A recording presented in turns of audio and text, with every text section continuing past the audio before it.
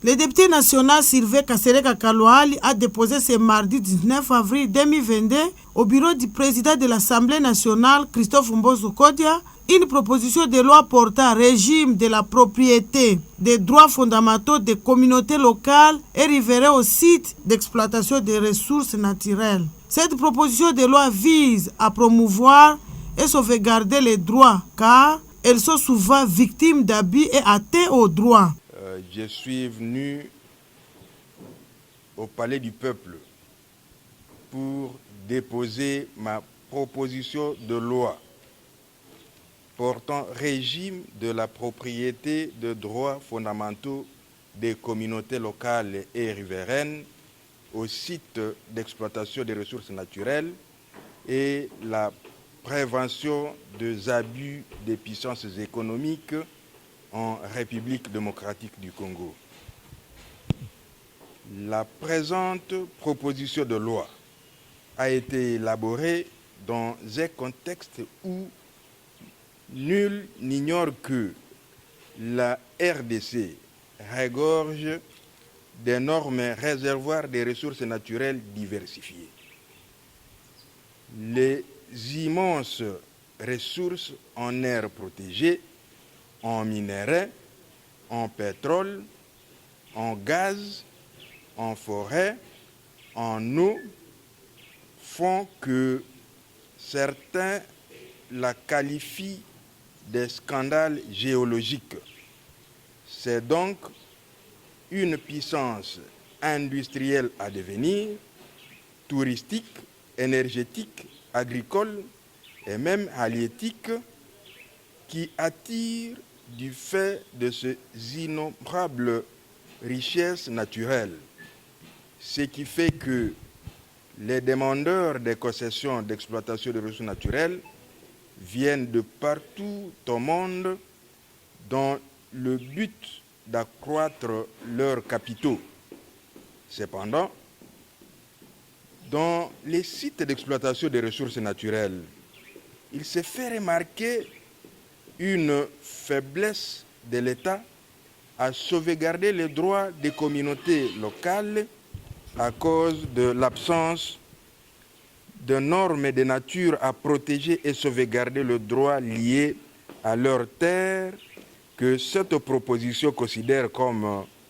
une propriété coutumière et traditionnelle leur appartenant. Ce qui fait que les inégalités entre les personnes économiquement puissantes qui exploitent les ressources naturelles à côté de moins nantis ayant de droits sur les espaces de terre objets d'exploitation forestière, minière, pétrolière, énergétique, se manifestent de manière criante et nécessitent une thérapie pour équilibrer les paradigmes. Il convient de constater que cette absence de loi de nature à protéger les droits fondamentaux des citoyens de posséder de leurs terres et les riverains des sites d'exploitation qui ont besoin de voir leurs agglomérations se développer du fait de l'exploitation fait que la RDC ni sa population n'ont encore tiré profit de leurs immenses richesses enfouies dans le sous-sol et sur les sols, étant donné que le mode d'exploitation de ressources naturelles est teinté de séquelles de la politique coloniale, de telle manière que l'approche relative au mode de gouvernance basé sur les communautés locales et riveraines est inexistante. Quand on observe combien de fois les droits des communautés locales sont bafoués à cause du système de gouvernance qui emploie les méthodes coloniales, quand on voit comment les communautés locales sont massacrées, violées, interdites d'accéder à leurs champs, même dans des espaces dont les terres n'ont jamais été rachetées, quand on observe passivement que les communautés locales et riveraines de la RDC deviennent de plus en plus pauvres alors que les institutions d'exploitation de minerais, de aires protégées, de forêts, du pétrole, utilisant leurs terres, voient l'accroissement de leurs capitaux qui leur donne un prestige privilégié de devenir des puissances économiques.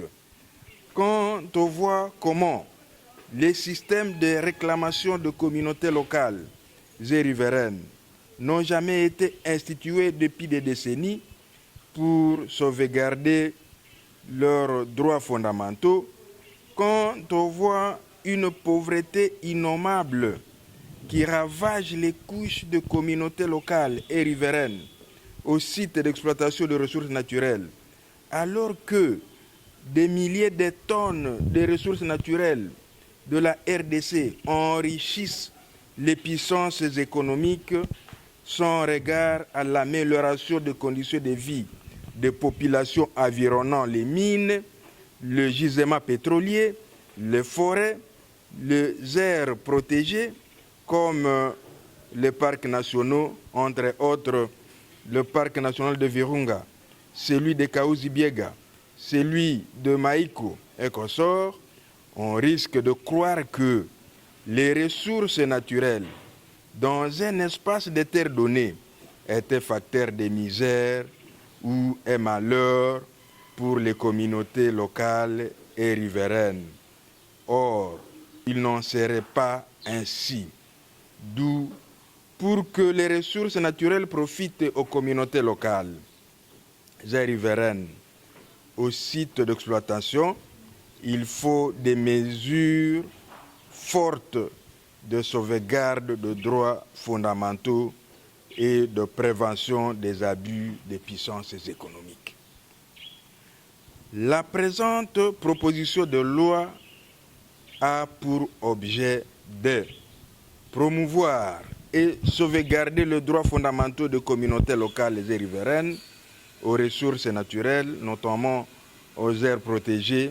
et sites d'exploitation minière, pétrolière et forestière, et leur prévention contre les abus des puissances économiques, de susciter l'instauration de la gouvernance participative dans la gestion des ressources naturelles en RDC, de susciter la gestion des ressources naturelles axée sur le moyen d'incitation locale et sur la réduction du rôle de bureaucratie centralisée de l'État, de reconnaître aux communautés locales et riveraines le droit de jouissance sur les ressources naturelles qui les environnent, de déterminer la voie à suivre pour prévenir efficacement et régler tout conflit pouvant surgir dans la gestion courante des sites d'exploitation de ressources naturelles entre les exploitants et les communautés locales et riveraines. Plus de 10 innovations ont été apportées par cette proposition de loi. Il s'agit de la reconnaissance de la propriété coutumière et traditionnelle des terres aux communautés locales qui se définit comme droit de possession, d'occupation, de jouissance,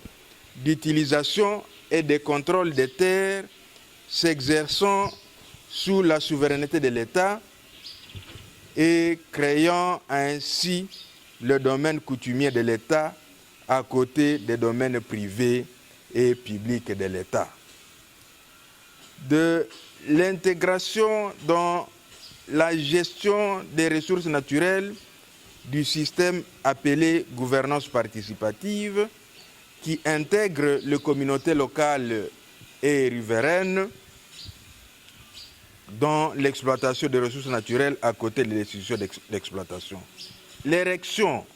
du principe de l'indemnisation juste, équitable et préalable à toute de possession des terres appartenant aux communautés locales en une règle d'ordre public de telle manière que nul ne peut y déroger.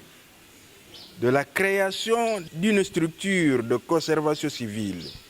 ou de sécurité civile par les communautés riveraines dans chaque village autour des sites d'exploitation des ressources naturelles destinés à assurer la protection des dix sites à partir de l'extérieur de leurs limites. De la fixation des sanctions pénales, administratives et civiles contre tout acte, tout accord, toute convention, toute atteinte au droit ou à la propriété coutumière et traditionnelle des terres ou tout autre fait qui prive la nation ou les personnes physiques ou morales de tout ou partie de leurs moyens d'existence tirés de leurs ressources ou richesses naturelles. De l'intégration en matière de règlement de conflits, du système d'arbitrage des conflits qui naissent dans les relations entre l'exploitant des ressources naturelles et les communautés locales et riveraines ou des terriens en vue de trouver rapidement un arrangement à l'amiable lors de toute dénonciation, plainte, pétition, demande de la partie d'abus ou d'atteinte aux droits. La sanction pénale à l'endroit de l'autorité publique dont son silence ou son abstention volontaire à poser un acte de sa charge porte atteinte à un droit de propriété aux biens ou aux personnes. De la compréhension de moyens d'existence tirés de la Constitution en son article 56 ou de moyens de subsistance tirés de la Déclaration des Nations Unies sur le droit des peuples autochtones en son article 20 qui s'applique à toutes les terres, qu'elles soient des domaines coutumiers, privés ou possédés, utilisés et contrôlés jadis par les communautés locales, mais qui leur sont dépossédés pour les affecter à l'exploitation des ressources naturelles. De l'intégration dans la présente loi de l'institution représentant des communautés locales ou des terriens et de communautés riveraines pour éviter des interprétations erronées de personnes qui se donneraient arbitrairement cette qualité dans le but de tirer les avantages dans les droits d'autrui. De l'intégration de la notion des contrats conclus entre la structure d'exploitation de ressources naturelles représentant soit l'État, soit les investisseurs acquéreurs de terres et l'institution de représentation de communautés locales et riveraines aux ressources naturelles.